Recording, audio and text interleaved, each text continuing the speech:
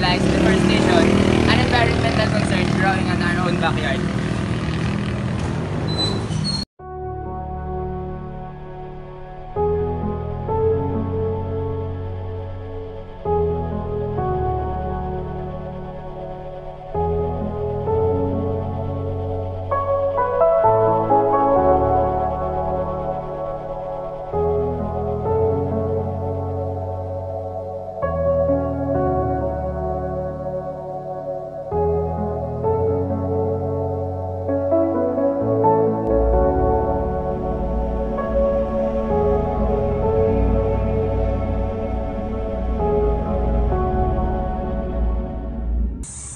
In the past years, rapid urbanization and unregulated land development have led to clearing of trees and make way for buildings, roads, factories.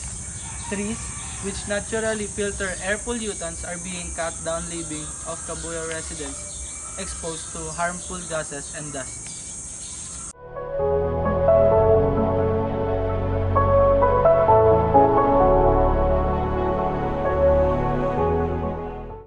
Like what happened in the Marinig Bypass Road, the trees were cut down so that the highway can be longer and wider. Without trees to clean our air, pollutants from vehicles and industrial activities linger longer. This leads to health problems like asthma, allergies, and respiratory problems, especially in the infections in the elderly and children. NASA joins forces with international scientists to study the air pollution in the Philippines using flying laboratories. Izzy Lee with details.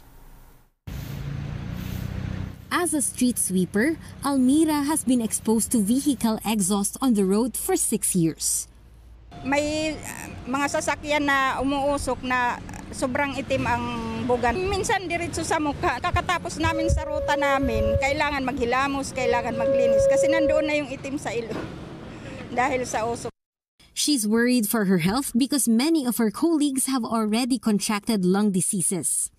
Madalas kami inuubo, nandoon na yung kaba namin na kasi maraming namatay na yung sa lungs nangyayari, yung nagkakasakit sa lungs, ganun.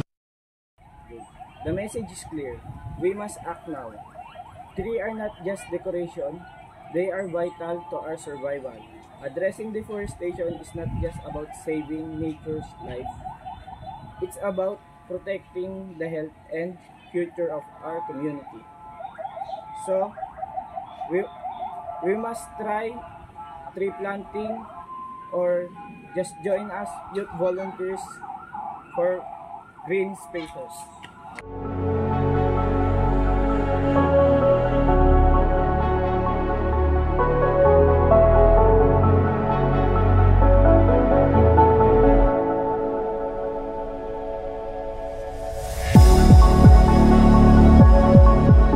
What can we do? Here are 3 steps, yet powerful steps for Kabuyaw citizens. Number 1. Plant trees. Join community reforestation project or start your own. Number 2. Support green spaces. Protect and maintain parks and gardens. Number 3. Speak up.